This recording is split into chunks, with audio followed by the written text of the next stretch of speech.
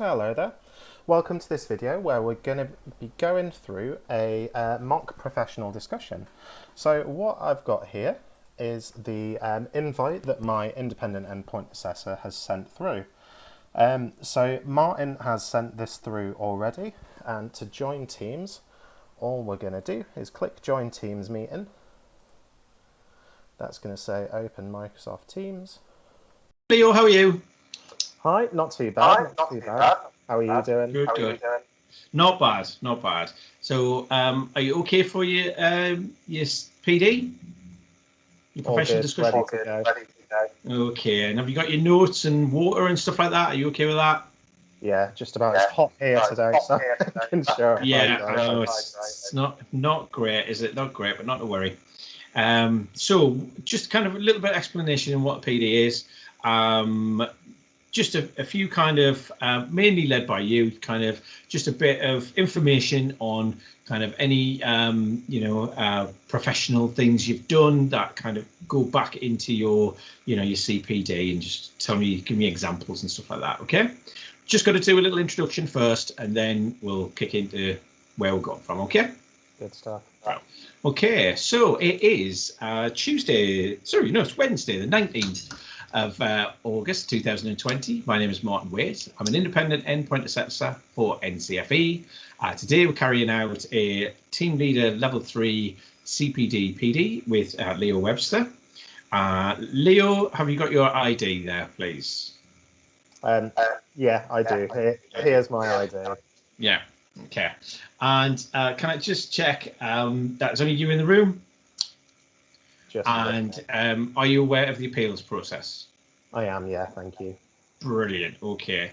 So just getting into the questions and things, and how we started. So can you tell me about some of your activities, and can you kind of explain whether they were informal or formal? So if you give me an example of some, maybe formal ones first, and just tell me about those.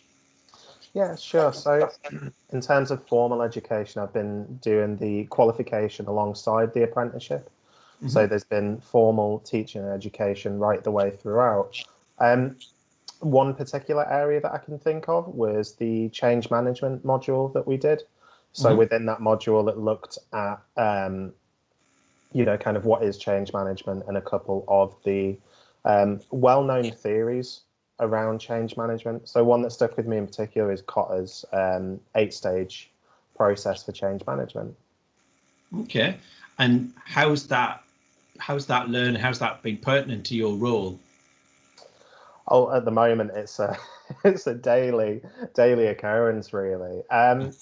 But definitely having a formal framework that is there to refer back to, a way that I can validate the kind of things that I do on a day-to-day basis. So I do some project management, for example. If I'm doing project management, you've got those 8 steps to have a look and see, okay, so is this project going to be feasible? Because if I can't build step 1, build a guiding coalition that's going to be able to influence, then actually the project might not be as successful as we'd hope. So it might be a good idea to reevaluate it before it even get started, to see whether it's worth doing. Mm-hmm. And how do you think that's kind of benefited your organisation, knowing that Kotter's model? I think it just, first of all, it gives my ideas and kind of proposals for change a lot more credibility, but also it enables me to think critically about them before I actually do decide to start a project, or even if I get told to start a project and this is something that I'm going to be doing, it enables me to think critically about the viability of it and the feasibility, whether or not a particular project is feasible, and then if it isn't feasible, it gives me the tools to validate that and actually to be able to communicate with management and give a compelling reason. Okay, great. So that was kind of a formal research and things that you've done. Can you think of any kind of informal professional things you've done? Yeah, so I've watched quite a few TED Talks throughout, just on loads of different topics, as they are kind of available for almost any topic you can think of now. But one that stuck with me in particular is Simon Sinek. I think that's how you say his surname. Start with why. Mm-hmm. So thinking about, communication and persuasion, and in my role, when I'm managing people or when I'm delegating work, it's so important to be able to articulate that why, to actually be able to effectively bring someone on board with the thing that you're trying to get them to do. Mm-hmm. Okay. Do you have an example of when you've maybe done that? Yeah, definitely. So there's a project that I'm working on at the moment, and it's actually going to be quite a radical process change. And I had to write a business case for it, and essentially that thinking helped me to structure the business case and to think about how I'm articulating my reasoning right the way through. So I'm starting with the big points, Mm-hmm. and then I can kind of fill out the circle as he does in the model to then talk about how we're going to do it. And by structuring the argument that way, it makes it so much more compelling. Okay. And that project's kind of that's been kicked off now, and that's something that's ongoing. So that is a success, and hopefully we'll make a success of the project and a success of the business. Okay, great. Thinking about the things that you've done, like say the research there and stuff like that, was there any kind of professional bodies involved in any of your discussions and things like that? Yeah, so as part of my ongoing studies, I've been interacting with the Chartered Management Institute. Mm-hmm. So they're managers.org. I can't remember the name of their portal, but they've got loads of really, really good resources on there that range from being kind of either bite-sized 5-minute kind of video briefs right the way through to here's half a day in a textbook recommendation. Right. So they're really, really good to have in a pinch if you think, okay, here's this really specific thing that I just need a little bit of guidance on, just Mm-hmm. to kind of up my game. Okay. Can you think of maybe a specific one of those that you may have used in your role?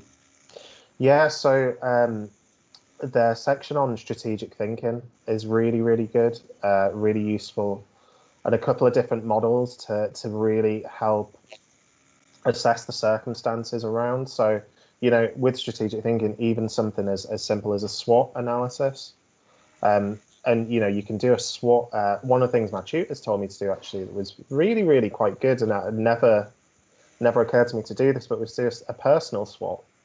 So to take that SWOT analysis and actually say, okay, so what are my strengths, what are my weaknesses, what are my opportunities, and what are my threats?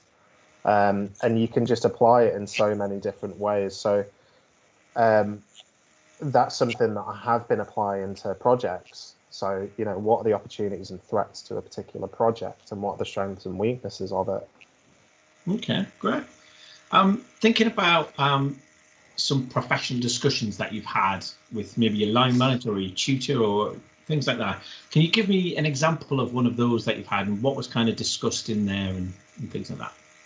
Yeah, so my line manager is really, really supportive of my studies and is really good at coaching me to ensure that I am properly applying my studies in my work to really try and get the best out of me. So let's think about a particular time.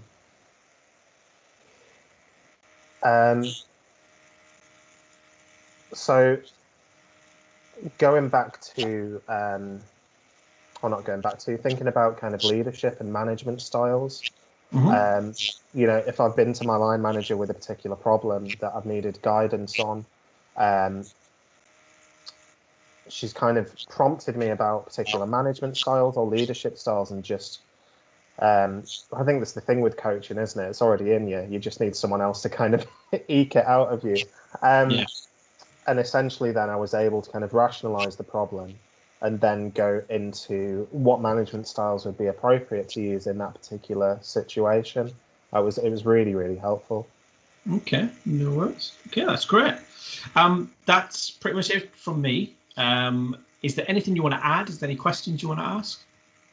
No, nothing from me at this point. Okay, I'll just tell you what kind of happens for the next stage. What I'll do is listen to this recording again and then make my assessment decisions for them and that. We have 5 working days from kind of today to send that over to your training provider and then ultimately over to yourself. But if there's nothing else to add or any questions, thank you very much for today, and have a lovely rest of the day. Thank you very much, Martin. You too. Okay.